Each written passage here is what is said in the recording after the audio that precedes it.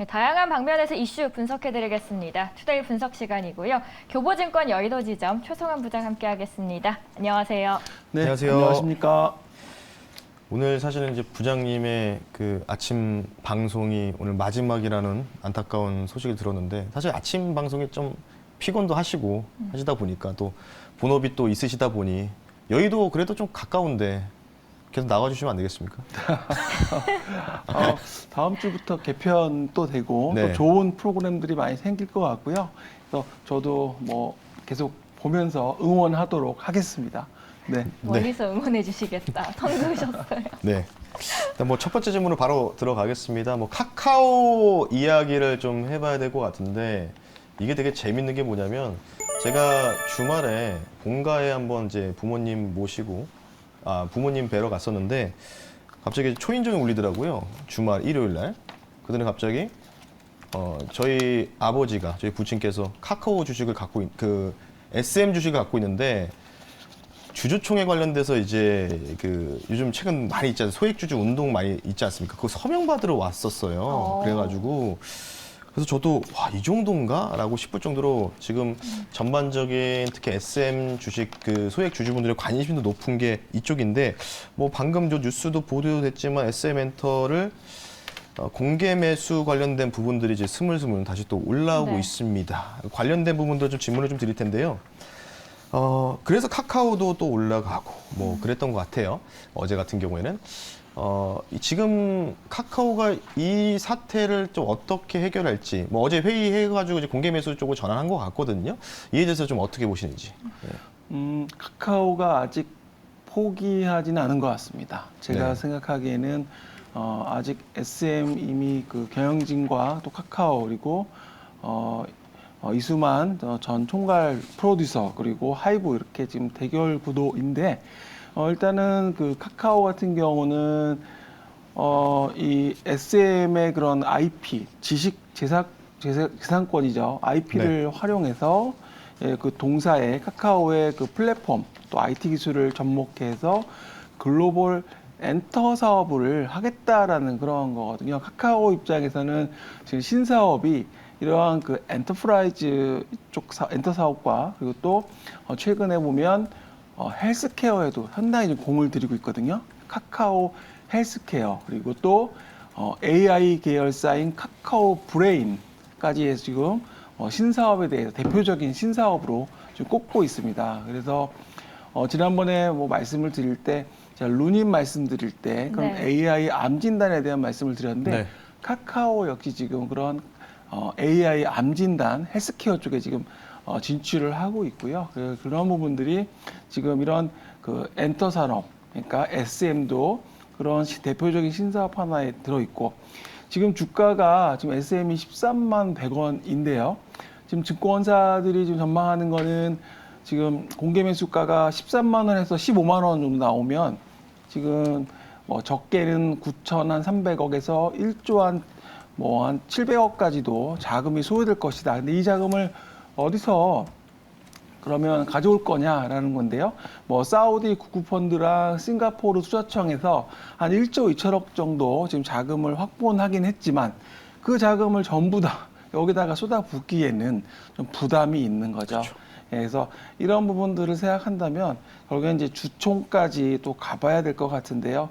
현재 그 뭐 개인 투자자들 입장에서는 뭐 현재 어느 쪽도 지금 승자가 없고 계속적인 이런 상황이기 때문에 결국에는 뭐 끝까지 좀 가봐야 될 것 같습니다. 그래서 투자자 입장에서는 좀 끝까지 가보자라는 거고 지금 주가가 카카오가 63,600원이잖아요. 근데 지금 증권사들 내놓은 거 보니까 한 8만 원대 중반, 8만 5천 원 정도 목표 주가를 많이 내세우고 있어요. 이거는 뭐 기존의 그 SM에 대한 거는 번외로 놓고 말씀드렸던 카카오 헬스케어라든지 뭐 카카오 그 AI 계열사인 카카오 브레인 등 이런 대표적인 신사업에 대해서 좀 높은 점수와 함께 성장에 대한 기대감을 좀 주고 있는 것 같습니다. 그런데 하이브도 카카오가 이번에 제시한 그 금액 이상의 가격으로 재차 공개 매수를 할 수 있다라는 가능성도 나오더라고요. 어떻게 보세요? 충분히 뭐 모든 가능성은 열어놔야 될 것 같습니다. 그렇다 보니까 사실은 뭐 개인 투자자 가지고 있는 사람들 입장에서는 굳이 여기서 팔 필요가 없는 거죠. 지금 아. 어떻게 정해진 게 없고 그리고 공개 매수가가 지금 13만 원에서 15만 원까지도 전망을 해놓고 있기 때문에 굳이 여기서 팔 필요는 없는 거고 어느 쪽에 흐름을 보면서 대응하는 게 좀 좋을 것 같습니다. 사실 M&A라는 게 주식시장의 주가 측면에서는 가장 큰 호재라고 지난번에 한 말씀을 드렸었는데요. 그런 관점에서 지금은 대응을 하는 게 좋을 것 같습니다. 앵커님 또한 동일한 의견 갖고 계신가요? 저는 개인적으로 카카오를 별로 안 좋아해요. 아버님께서는 갖고 계신데. 저희 아버지는 몰랐어요, 저도. SM 주식 갖고 있는지. 그래서 SM 소액주주 이렇게 모임이 있더라고요. 이게 지사가 있더라고요. 거기서 네. 이제 서명 받으러 오셨는데 그래서 제가 대단하시다고 얘기를 하셨는데 제가 왜 카카오를 싫어하는 게 뭐냐면 플랫폼 기업치고 너무 이 계열사 분리를 너무 많이 했다는 거겠죠. 그러니까 그런 부분들. 그러니까 전반적으로 사실은 카카오가 또 사실 미래 유망 산업으로 뭔가 이제 카카오 이제 엔터 쪽을 좀 점 찍어서 공개 매수까지 펼친 상황이기 때문에 그래서 지금 밑에도 전의 전쟁 이렇게 뉴스가 자극적으로 보도되고 있는데 저는 이제 여기서 좀 약간의 좀 우려감이 뭐냐면 또 한 번 또 여기서 주가 이 전의 전쟁에서 소액주주분들이 또 들어가셨다가 단기적 그림을 보고 들어가셨다가 좀 고점에서 물려서 몇 년 그렇죠. 고생하실 수 있는 또 주가 자리에 위치하지 않을까 요것만 조금 고민되는 것 뿐이지 그냥 사실 지금 아무 포지션이 이쪽에서는 별로 관심도 없거든요. 그냥 거기서 북치고 장구치든지 그냥 그러니 한다 이렇게 생각하고 있습니다. 네. 너무 또 고점에서 들어갔을 때는 네. 물릴 수도 있으니까 그 네. 부분도 참고하시면서 투자를 하시길 바라겠습니다. 저희 두 번째 주제 화면으로 만나보도록 하겠죠. 이번에 삼성 SDI 그리고 GM이 미국의 공동 합작사 추진에 GM 효과 덕분일까요? 2차 전지주들이 영향을 주고 있습니다. 잘 가고 있는데요. 여기에 대한 대응 방법에 대해서 함께 고민해 보도록 하겠습니다. 부장님, 최근에 2차 전지 굉장히 잘 가고 있죠. 고점이라고 보시나요?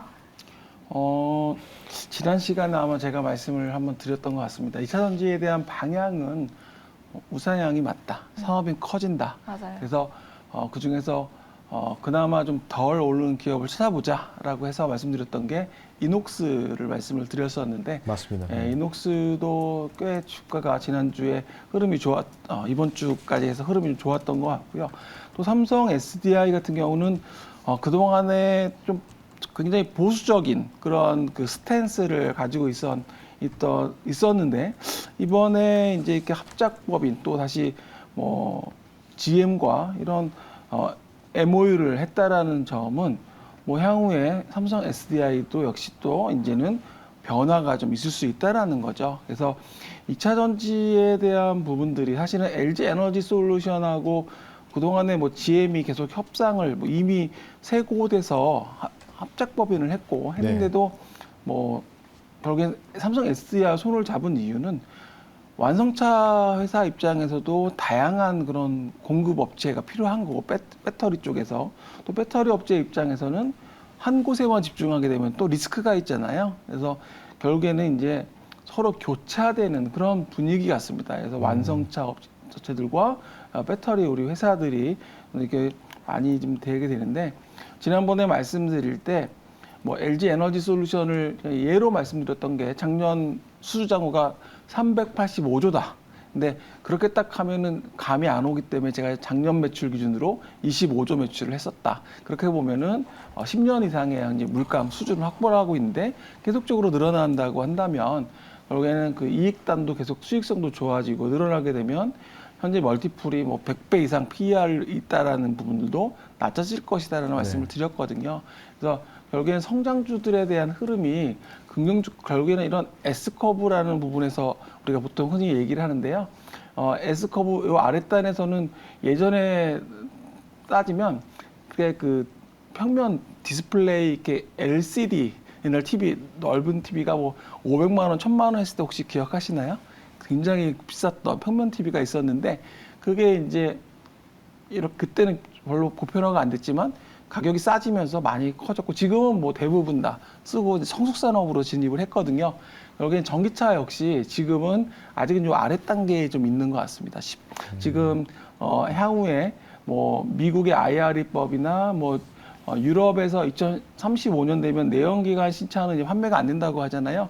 그래서 가파른 상승과 함께 이런 부분들이 이제 앞으로 진행될 거라는 점을 감안한다면, 물론 주가라는 측면에서 본다면 이런 말씀을 좀 드리고 싶은데요. 이게 이렇게 올라갈 때 이렇게 올라가진 않거든요. 그러니까 계속 지그재그로 올라간다고 생각하시면 돼요. 그러니까 지금 주가가 많이 올랐잖아요. 네. 그러니까 지금 그러니까 단순하게 보면 코로나 때 저희가 유동성 장세를 경험하면서 지수를 가만히 보면 급등한 이후에 빠졌다가 지금 어떤 상황인가요? 옆으로 이렇게 가고 있잖아요. 그렇죠. 굉장히 좁은 박스권으로 옆으로 가고 있거든요. 그러니까 이런 기간이 좀 필요한 것 같고요. 그러니까 뭐 제가 지금 뭐 2차 전지를 가지고 말씀드리는 게 아니라 시장 가치의 흐름이 지금 좁은 박스권의 흐름을 보여주고 있기 때문에 지금은 지수보다는 이렇게 좀 성장주와 또 그리고 포커스해서 그 종목에 좀 포커싱해서 종목들을 많이 좀 업종이나 테마를 보는 게 좀 좋을 것 같다. 그리고 2차 전지에 대해서는 계속 성장에 대한 부분은 계속 뭐 누구나 다 동의하는 부분이고 또 계속적으로 글로벌 기업들과 손을 잡고 있기 때문에 뭐 좀 길게 보는 부분과 또 그리고 트레이딩하는 부분이 좀 병행하면서 좀 하면 좋을 것 같습니다. 여기에 이슈 하나 더가 있잖아요. 볼보 CEO가 다음 주에 방한을 하죠. 어느 정도의 영향이 있을 거라고 보시나요? 결국에는 뭐 GM이든 포드든 볼보든 결국엔 일본의 혼다나 또 도요타도 한국의 배터리 회사들과 손을 잡고 있거든요. 네. 결국엔 또 새로운 또 뉴스가 나오겠죠. 계속적으로 뉴스가 나오기 때문에 지금은 사실은 시장의 중심에 2차 전지가 중심에 있죠. 올해 연초에 말씀드릴 때 뭐 에로배우라는 표현을 드렸었잖아요. AI, 로봇, 그리고 배터리, 우주항공 말씀을 드렸었는데 맞습니다. 지금 그 안에서 시장 지수는 박스권이지만 그런 업종이나 테마 종목들에서 제가 보기엔 트레이딩도 뭐 충분히 가능하다 이렇게 좀 보고 있습니다. 사실 2차 전지가 우리나라 증시가 좀 갇혀 있을 때 돌파구를 마련했던 종목 중에 하나거든요. 그래서 아까 앵커 브리핑 시간대에서도 2차 전지가 통상 이제 21년도 7월, 8월 달에 약간의 조금 이제 기간 조정 나올 때 약간의 이런 부분들. 그래서 두 번의 우리나라 증시가 이제 22년도까지 해서 박스권 들어갔을 때 2, 3개월 때 그때 2차 전지 퍼포먼스 가장 좋았고, 그리고 지수가 그때 뭐 상승이 나오는지 하락이 나오는지 그에 따라 반영이 결정되면은 그때 2차 전지가 좀 아마 부장님도 아시겠지만 6개월에서 한 8개월 정도 길게 좀 쉬지 않았습니까? 제가 어제 느꼈던 게 뭐냐면 2차 전지가 진짜 다 오르는구나. 그렇죠. 뭐 GM 하는 거 합작, 아까도 우리 부장님 말씀하셨지만은 합작법을 한 거는 작년부터 뉴스 나왔던 거잖아요, 사실. 근데 이거를 쉽게 해서 재탕이라고 좀 표현하기 좀 그렇지만 계속 그 기사가 다시 한번 부각이 되고, 그리고 어제 같은 경우는 또 재밌었던 게 전기차 충전소 관련주들, 뭐 디스플레이텍이라든지 매스트래픽 같은 종목들도 올라가는 거 보니 참 2차 전지니까 그냥 계속 이렇게 가는데, 그래서 제가 좀 우려감이 있는 게 뭐냐면, 사실 2차 전지 고점은 저는 언제라고 생각하냐면, 저는 아직 내연기관차 타고 있거든요. 제가 전기차로 바꾸면 그때 고점이지 않을까 이런 생각을 좀 하고 있는데, 네. 부장님한테 한 가지 좀 질문을 좀 드리겠습니다. 그러면 어쨌든 우상향하는 건 맞지 않습니까? 사업성이 25년도까지는. 그럼 여기서 우리가 2차 전지를 뭐 필두로 해서 계속 가져가는 것도 좋지만, 저는 여기서 또 이제 보유자분들 영역이라고 생각하거든요. 신규 매수를 좀 보다는 새로운 2차 전지 쪽을 찾는 것보다는 잠깐 2차 전지가 좀 쉬어갈 때 새로운 거를 오히려 우리가 좀 찾아봐야 되지 않을까, 요거 좀 생각하고 있는데, 조금은 다음 섹터가 뭐가 될 수 있을까? 일단 그 다음 섹터 말씀드리기 전에 예. 그 전략을 좀 2차 전지에 대한 전략을 말씀을 드릴게요. 네. 그러니까 사실은 내가 포트폴리오 비중에 2차 전지에 관련된 기업의 비중이 뭐 50%가 됐을지, 아니면 하나도 없을 수도 있고요, 현재. 네. 아니면 100%일 수도 있고요. 예, 사실 포트폴리오를 알 수는 없습니다, 투자자분들의. 근데 이제 예를 들면 기관 투자자들이 어떻게 매매를 하냐면, 뭐 IT가 20%, 뭐 헬스케어가 5% 이런 식으로 포트폴리오가 되어 있잖아요. 네. 근데 그 중에 2차 전지가 만약에 30%예요. 예를 들면. 근데 최근처럼 주가가 올라오게 되면 비중이 저절로 올라가요. 35%, 40% 이해되시죠? 네. 왜냐면 주가가 올라가기 때문에. 수익이 나니까. 수익이 네. 나니까요. 네. 그래서 기관들 같은 경우 투자 어떻게 하냐면 그 30%에 넘어가는 그 부분, 5%, 10%는 잘라내는 거죠. 현금화 시키는 거죠. 그렇게 되면 전체 포트폴리오 안에서 2차 전지 비중을 계속 30%를 유지하되 이익단은 계속 벌어지는 거죠. 그래서 지금 가지고 계신 분들이 고점을 어디가 하실지 누구도 모르잖아요. 그렇죠. 뭐 투자 경원에 뭐 무릎에서 사서 어깨에서 팔라는 표현을 많이 하는데 결국에는 그렇다고 본다면 그런 이익 나는 부분에 대해서 어느 정도 비중을 떨어내면서 자연스럽게 말씀하신 다른 거를 어떤 걸 볼 거냐에 대한 고민을 해야 되겠죠.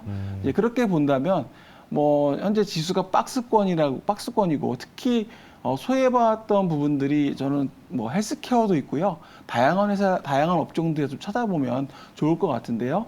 그래서 최근에 보면은 뭐 지난 시간에 제가 뭐 AI 잠깐 봤더니 에로베오에서 AI에서도 네. 안 오르는 회사가 또 있다고 했던 게 포커스 HNS 같은 작은 회사들이잖아요. 맞습니다. 그러니까 그런 작은 회사들도 뭐 시장에서 소외되었던 회사들도 좀 찾아봐도 좀 좋을 것 같습니다.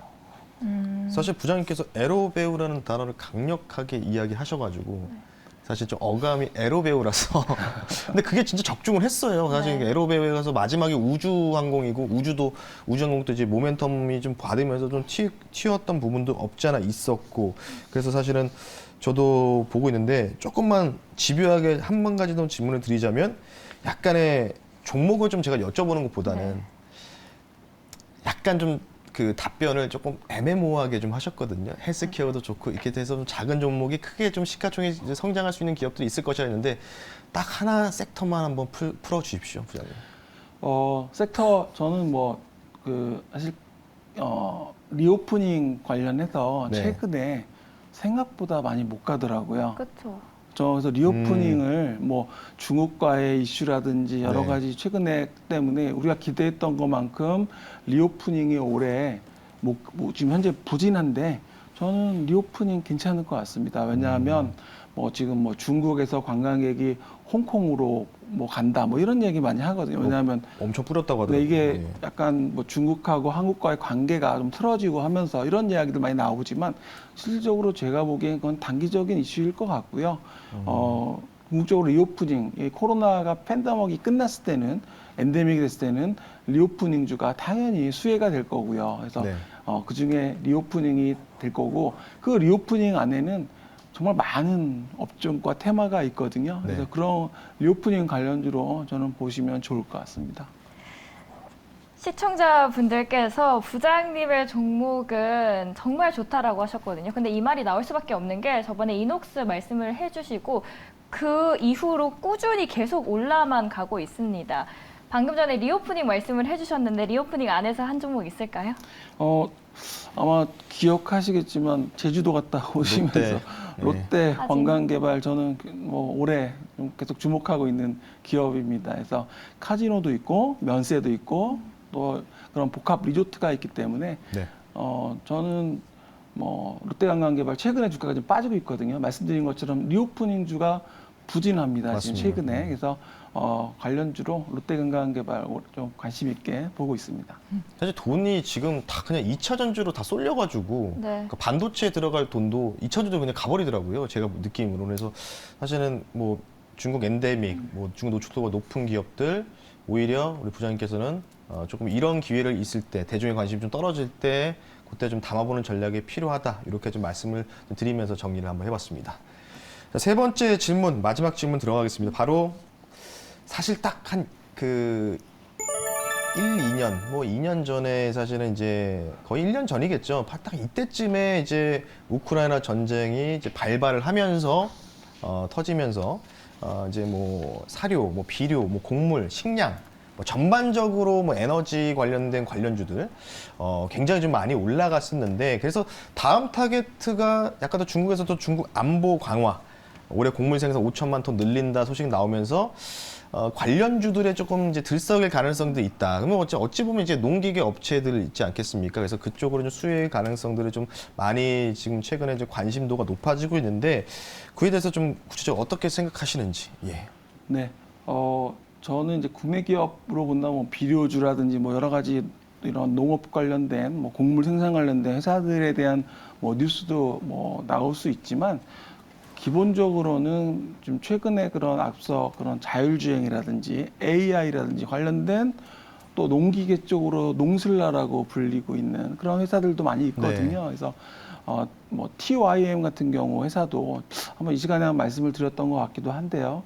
이런 농기계 회사들에 좀 주목을 하고 있습니다. 왜냐하면 이 주요 제품이 이제 뭐 트랙터나 콤바인, 뭐 이항기 등인데 주력 제품이 소형 트랙터고 한국은 사실은 아파트 이런 주거가 대부분이기 때문에 이게 미국처럼 앞에 이렇게 정원이 이렇게 잔디가 있고 그걸 직접 뭐 깎고 우리가 직접 이렇게 그쵸. 하는 경우가 우리는 별로 없잖아요. 근데 네. 미국은 그런 경우가 북미 시장은 많이 있고 그러다 보면 이제 이렇게 소형 트랙터가 많이 팔리는 거죠. 그래서 미국, 호주, 뭐 우즈베키스탄 이런 중심으로 수출이 이루어지고 있는데요.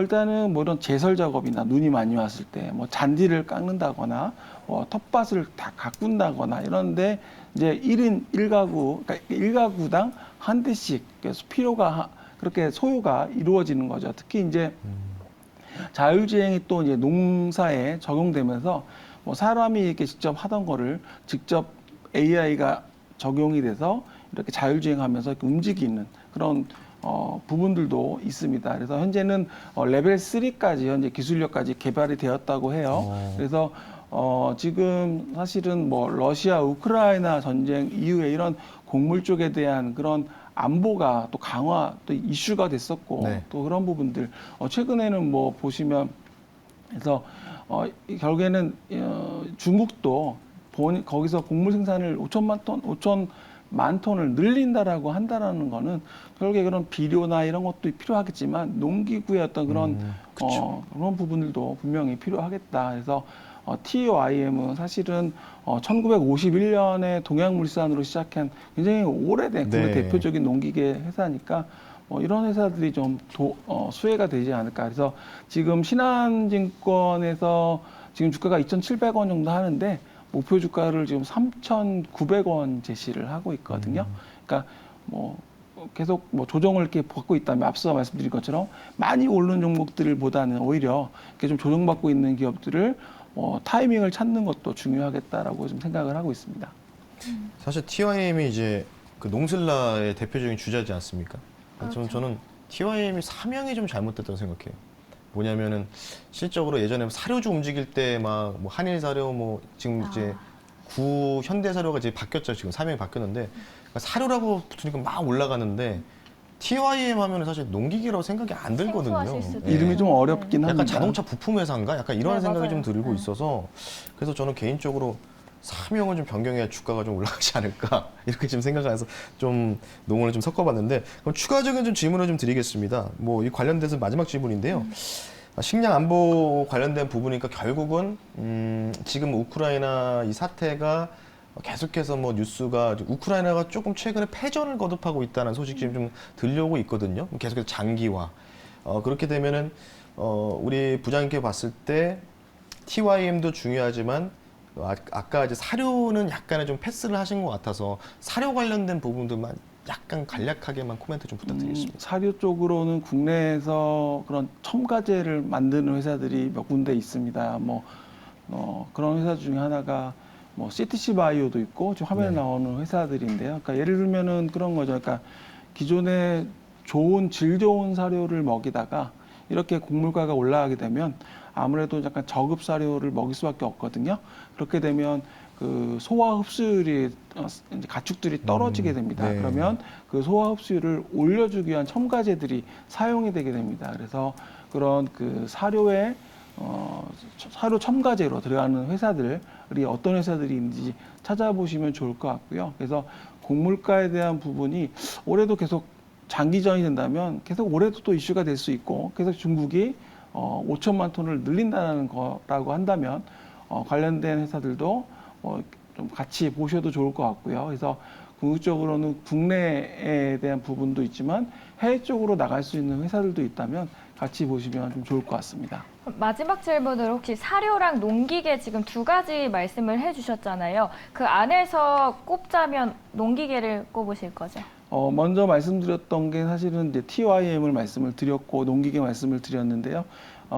이유가 이제 그 사료 업체들에 대한 부분들이 이렇게 좀 들쑥날쑥할 수가 있죠. 그러니까 네. 왜냐하면 뭐 지금 확실하게 어떤 뭐 모멘텀을 지금 뭐 실적이라든지 이런 분들을 확인을 해줘야 되는데 특히 TY인 같은 경우는 올해 매출액이 1조 2,500억 원 그리고 영업이익이 지금 1,250억 원 전망을 하고 있거든요. 이렇게 숫자에 대한 부분들이 나올 수 있는 회사들이 중요할 것 같아요. 그러니까 지금 뭐 제가 앞서 잠깐 말씀드리고 싶은 건 지금 고금리 시대고 그리고 한 2, 3년 정도 현금 확보가 가능한 회사들, 그러니까 운영할 수 있는 자금력이 네. 있는 회사들이 지금처럼 약간 이렇게 변동성이 있고 이런 시장에서는 중요할 것 같습니다. 고금리 시대에.